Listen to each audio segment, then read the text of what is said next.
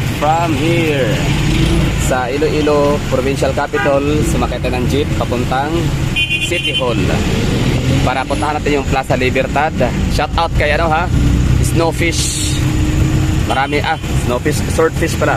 Shout out to sa inyo. Maraming salamat sa mga recommendations and suggestions ng mga itineraries ninyo. So dahil sa'yo, ayan, napa-extend ako dito sa Iloilo.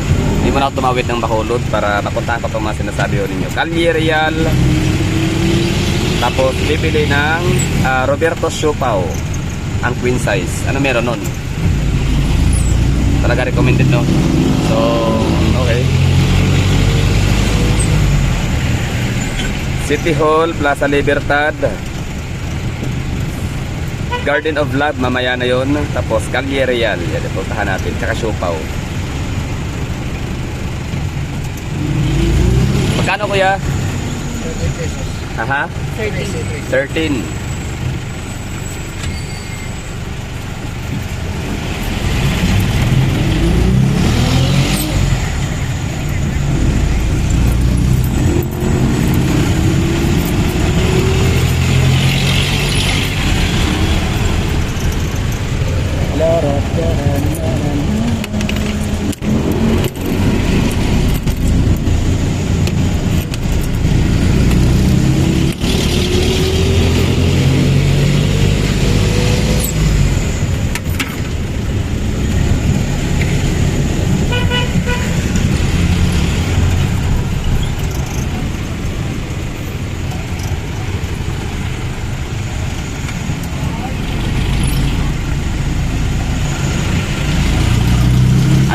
Dito, anong pangalan? Snart. Snort, okay. Snart. Snart. Snart Street Avenue.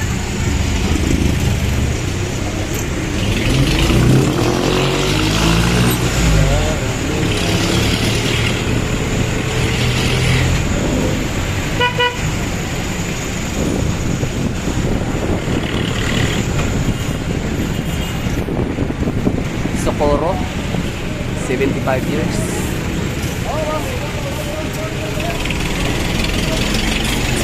Awa. Ito rin downtown area. Kaya pala parang kulon. Calle Real. Yes. Calle Real na. Doon. Sanahan. Duro. So ito rin downtown, pinaka-proper, no? Yes. Kaya pala hawig niya yung kulon, oldest street of Cebu. Yes. Actually, ng Pilipinas. Old street din to. Old street din? Yes. Okay. Dapat umaga maganda sila yung mga yung mga buildings dito kasi preserve nila yung Mga lumang bahay, gano'n. yes. Na-restored. Yes, restored. Sige, bukas. Mga ancestral. Oo nga pala, bukas, tatawid ako ng Bacolod. Saan ako sasakay? I mean, port na pupunta. Doon sa Dito? Lapus. Dito pa rin, city proper. Yung may daan doon. No. Di ba galing sa Itrium? Atrium ba yun? Doon. Oo. Sakay ka doon ng Lapus. Hmm. Tapos sabihin mo punta ka ng pier ng Bacolod. Pabacolod. Okay. Ayun. So, pwede ko itong daanan bukas umaga, no? Yes. Bago tutungong Lapus. Nice one. Kaya pala nung pagkapasok sa intersection kanina, parang kulon. Galing. Ito yung sinasabi nila ng the old meets the new. The old Meets the new. old meets The new. the new. Yes. The new. Oh, okay. Kasi may part ng Iloilo City na ito, old to. Preserve, old. Tapos yung new nila doon sa Mandurriao. Mandurriao. Okay. Mega World Buildings. Yun. Oo nga, no? Nice. So, sa Mega World, sabi ko nga, ang ganda ng structure ng Mega World kasi lakas baka western. Lakas baka westernized ng ng kailangang theme. Dito naman, ito, old talaga. old style. Spanish. Old Spanish era. Nice Sa one. Molo din. Molo, di ko pa napunta Molo. Pwede pa ngayon, di ba? Maganda naman. Yes, mas maganda doon ngayon kasi merong maraming lights doon sa Molo. Ayun. Cathedral. Okay. So mula rito, sana ako sasakay ng jeep? Ito rin, sakyan mo rin tong Villa Mahon. Okay. Dadaan din doon. Sabihin mo Molo Cathedral. Alright. Molo Plaza. Ayun. Nice one. church sa Iloilo. Ah, okay. Pwede ba pasukin kahit gabi na? Parang hindi na, no? Hindi. Depende if open. Nakalatag lagi yung aisle nila. Nakalatag lagi yung aisle. No, sa loob yun. Sa loob lang. The old Yun meets. yung ano, yung Libertad. Ito na yung Plaza Libertad. 101. So, tapos na yung Snart, tapos na yung Yung basa, ito, Libertad. Libertad Plaza. City Hall. Yan. Sa, Yan na yun. Ah, okay. Oh, dito na bababa. Ano? Boys. Ay, salamat ma'am ha. Ano pa? Nickname niyo ma'am? Pangalan? Nickname lang. Ma'am Nikki. Shout out kay Ma'am Nikki. Ang galing Ma'am Nikki, no? Talagang dinagdagan niya tayong ano. Maganda yun.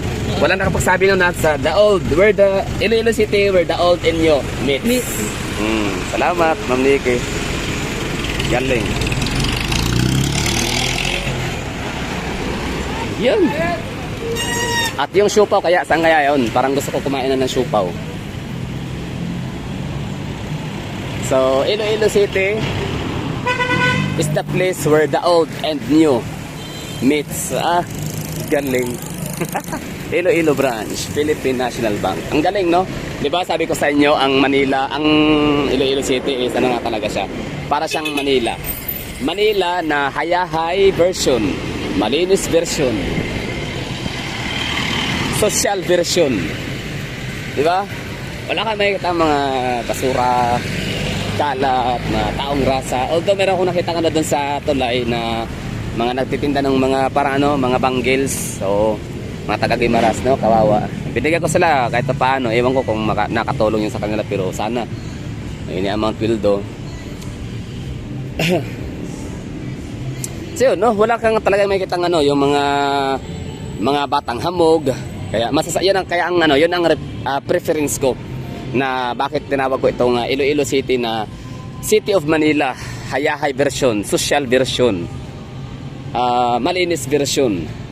Plaza Libertad, bantayog ng kagitingan ng mga bayani ng Panay. Dito nagtipon at nagtaas ng watawat ng Pilipinas ang puwersang mapanghimagsik sa pamumuno ni General Martin Delgado. Tanda ng pagtatapos ng pamamahala ng mga Kastila sa Panay. Disyembre 25, 1898, ipinahayag na pambansang palatandaang pangkasaysayan.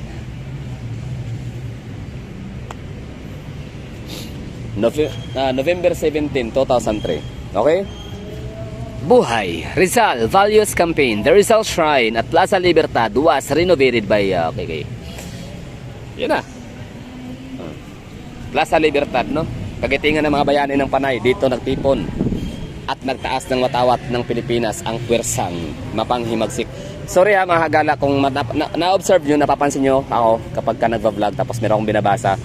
Paulit-ulit ko siyang binabasa. Pangalawa, pangatlo, paulit-ulit. Kasi ang ano ang tawag doon, hindi ako tipo sa tao na isang basa lang nagigits ko kagad na digest. Kailangan ko siyang ulit-ulitin para maipasok sa ating subconscious mind. Okay. Tapos may simbahan din dito. At ito na yung City Hall. Ganda, grabe no? Wala na. Wala, alam ko na talaga. Super convinced na ako, no? Na Iloilo City is one of the best city in the Philippines, no? Or pwede na silang ano, maging the best city, no? Kasi ay hindi ko pa napasabi pala ano, the best kasi hindi pa napunta yung palengke kung magkano yung presyo, di ba? Kasi dapat kasi pag livable city ka, safe, okay, safe naman siya. Malinis, yes, malinis. Maganda, sobrang ganda. Sobra. Tapos, ano ho ba? Pagkain, dapat mura. Hindi ko pa napuntahan yung palengke. Yan ang dapat ating i-explore. Bukas or mamaya, tingnan natin, no?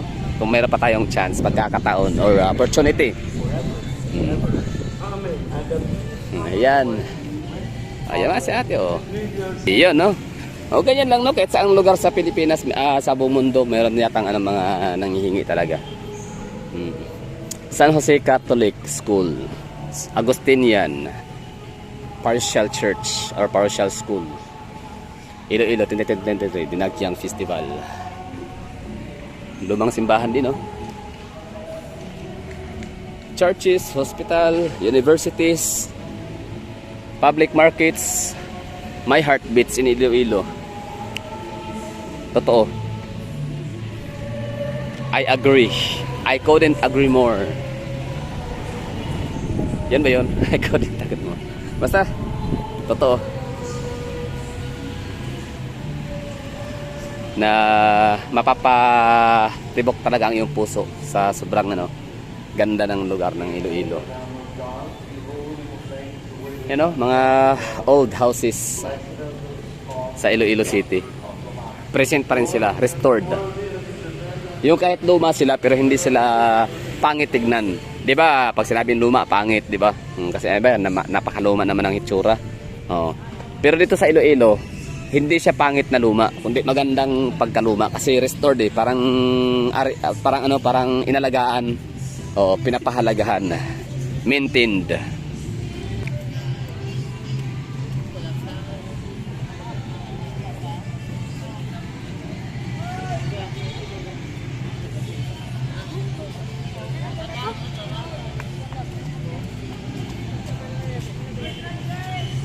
Ay, ito pa pala. Gusali. Anong building? Oh, ganda oh. Parang sa din parang sa Gobernador Silio sa may Intramuros.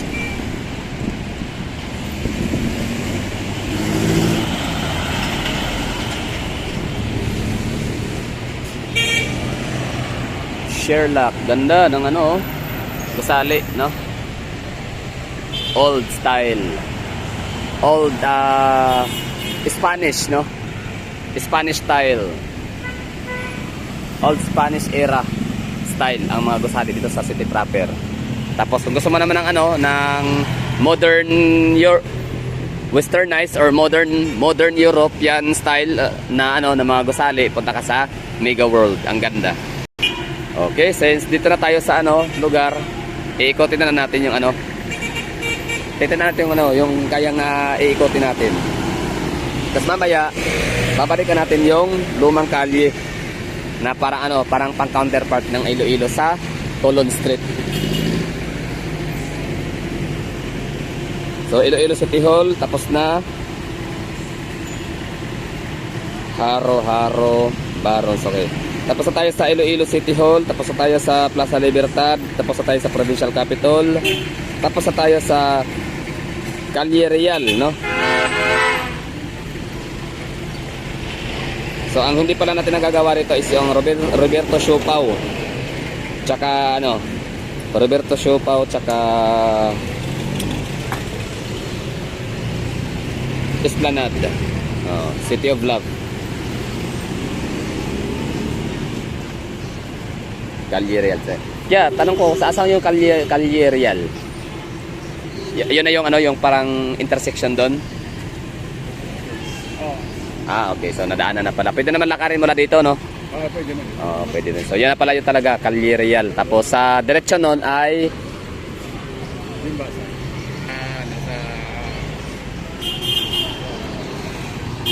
basta yung parang downtown area. Yun na nga So, salamat kuya. So yun na nga napuntahan na nga natin talaga yung Snart, dadaanan na natin, tsaka yung Calle Real. Pero yung Calle Real, gusto ko siyang i-exclusive yung pagpa-vlog ko dun sa gabi kasi hindi naman sa kailangan i-compare, pero gusto ko lang makita yung pagkakaiba ng dalawang oldest street in the Philippines. Yan na nga, sa Colon Street ng Cebu and the Calle Real ng Pilipinas. I mean, Iloilo. Tapos Escolta, di ba? Sa Manila. So yung Escolta hindi ko pa napuntahan. So Zamora Street. Ang isa naman ay JM Basa. JM Basa in Zamora Street. Yan lang. Ano ba meron dito? Hindi ko na alam. Basta parang gusto ko niyang balikan bukas para makapag-vlog sa lugar. Kasi sabi nga ni Ma'am Nikki, shout out, na maganda daw ang ang Calle Real kapag umaga or araw kasi makikita mo talaga yung mga old buildings na talagang siya, preserved and restored. Ito, saan naman kaya ito papunta? Parang di ko na mapuntahan ang lapas tsaka Arevalo. Parang bukas maglapas na lang tapos dito.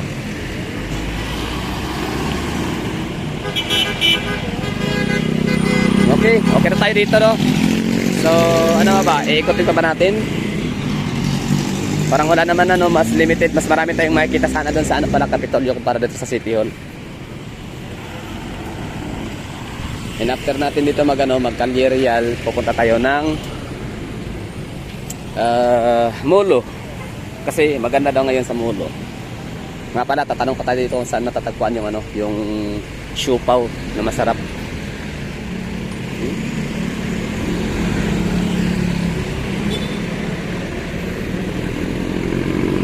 Maracoyo Eatery,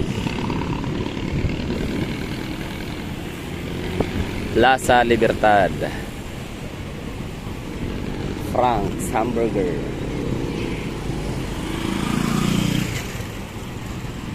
Iloilo City, the place where the old meets new. Where the old and new meets. Oh, tinawa. Ang ganda ng mga jeep dito, no? Lowered.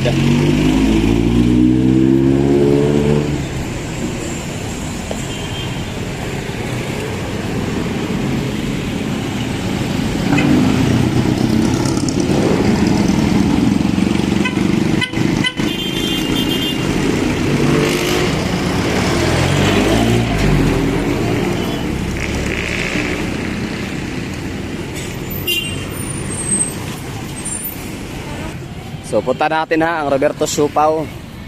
Hanapin na natin tapos kakainin natin kung gaano nga ba kasarap yung... Bakit siya recommended?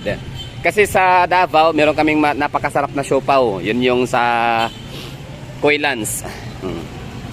So kung kayo na may pupunta ng Davao, bilhan nyo rin ang Coylans. Masarap din yun. Hindi ko alam kung magkano na ngayon. Basta yung huli kong bili 14 pesos. Maliit lang.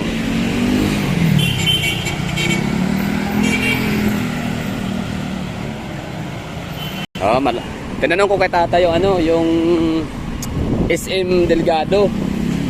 Distansya pa pala, malayo. Akala ko dito lang, malapit. Kasi may nakalagay doon Delgado sa park. Okay, hahanapin natin yung Roberto Siopaw.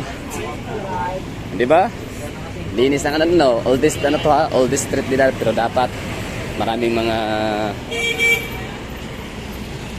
mga bakanting lote dapat siya na pinagtatapunan ng mga basura, pero dito wala kang makikitang ganun. Ang galing lang. Oh, ganda ng mga building, oh. Rotary.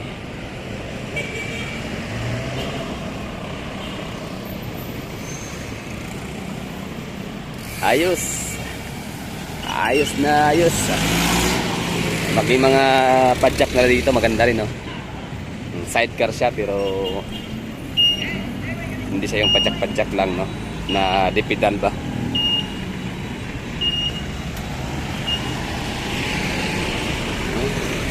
Ang galing, no? Talagang mafe-feel mo talaga yung lugar na mahal ng mga leader ang lugar nila, pati ang mga tao. Kasi pinapahalagahan talaga, no, maging sa mga sasakyan, mode of transportation, sa kalye, sa daan. Alam niyo yon, pati yung mga gusali, di ba? Oh, ang ganda ng mga gusaling luma nila, preserved and restored. Basta, di ako nagkakamali doon sa sinabi ko. Paninindigan ko talaga yon na para talaga siyang City of Manila na hayahay, malinis, social version. May mangga, may favorite. Paano masabi na manggang Gimaras siya? Anong palatandaan? Matamis? Hindi yung itanong ko na lang, no, kung manggang Gimaras, no? Oo. Sige. Tikman mo. Oo. Salamat. Robertos. Tapos may pa, baliti. Padaan.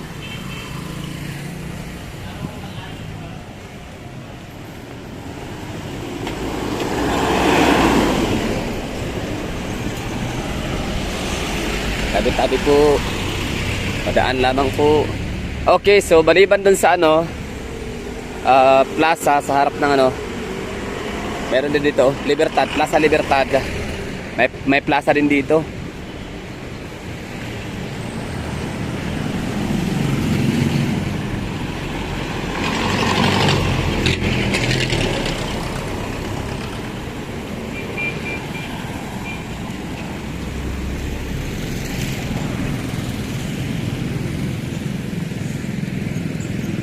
GM Basa.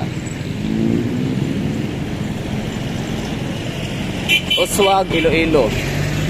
Sorhay, Iloilo. Ilonggo stories that continue with you. Daily Garcha.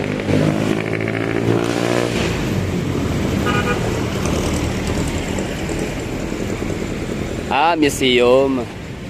Philippine Maritime History. Oh, ganda. Bukas, no? Ito yung sana madadaanan pa natin bukas bago tayo pumunta ng port. Papuntang Bacolod City. Ang galing. Para ka lang nasa Manila, no? Na walang stress, walang alikabok, walang pollution, walang mga sakit sa mata ng mga tawag nito, mga batang hamog, mga taong kalye, mga dyan nakatira sa kalye, di ba? Wala, no? Tapos may mga vendors naman sila pero hindi sila ganun ka, ano, eyesore. Ayan, may Regent, Kambal Inasal, Bacolod's original, buy one take one Inasal.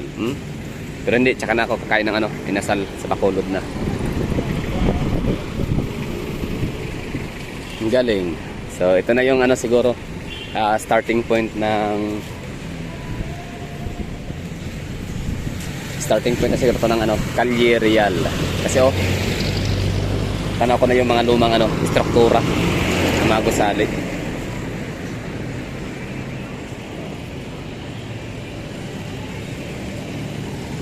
Asan yung Roberto Siupao?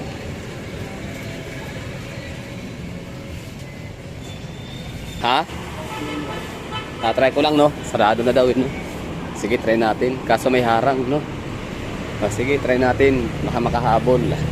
City Square Shopping Center. So, when I'm all choked up, Paraiso. After 5, Paraiso. Ito yung ano, parang red district na kunyari, no? Na maliit lang. Para ano yan eh, mga bahay aliwan, ano? Tama ba? Bahay alakan, inuman. Sarabia Optical. Dito pala galing ang Sarabia Optical. Sikat yan eh. Sa mga ano, makikita natin sa mga palabas, no? Sponsored sila sa mga TV programs. Sarabia's Optical Clinic. So sila yung parang ano, pang counter ni Acevedo Optical Clinic. Ito na, Siupao. Meron ta ba? Roberto Siupao. Wala na? Sayang. Anong oras sa umaga? Open? Pero bukas sarado. Ay, sarado. Kasi linggo. Wala. So shout out guys, ano no, Swordfish. Hindi tayo nakabili ng Siupao. Gano'n ba kasarap? Ba't sa recommended? Ba't siya recommended? Recommended siya. Oo, sa mga dayo, nire-recommend. So anong meron? Ito ba pinakalumang ano, Siupao sa bayan? 45 years. Kaya pala recommended. So pag may mga dayo, sabi, wag mong palalagpasin ang Roberto Siupao. Yung Queen. Ano yung Queen? Yun yung Pinamalaking Siupao. Sayang, no? Sarado na kayo, no? Tapos bukas, Sunday din. Bukas yung balik papuntang ano, Bacolod. Tatawid na bukas, sayang. O sige, sa mga nanonood dyan na gustong bumili ng Siupao, ibalita nyo na sa akin kung gano'ng kasarap ang Siupao nila, ha? Bakit recommended sa mga gustong ano, pupunta ng Iloilo. Sige, salamat. Oo. Dito lang sila sa may ano, harap ng museum, Maritime Museum. Calle Real na siguro to dito. So yun lang, no? Hindi na tayo you know, GM Basa Street, Iloilo City. Roberto's Siupao. So hindi ko nakain yung ano, yung Queen. Yun pala, 180 bacon, cheese, sausage, chicken, pork, adobo with egg, Siupao. Grabe, no, sarap niyan. Mekos na talaga, no. Mekos. Oh, hey. O yun. Si Kuya, nagtatago siya ng yosi sa kamay niya. Kasi alam niya na pwede siyang huhulihin. Alam niyang bawal sa lugar, pero nag-yosi pa rin siya, kaya tinatago niya yung ano, sigarilyo sa kanyang kamay. Yun, no? So yun ang sasabing walang perfect, di ba? Sa safeguard, di ba? 99.99% kills 99.9% of germs. So yun lang siguro, maraming salamat sa mga nanonood dyan. At off ko na to. Bye bye and ingat.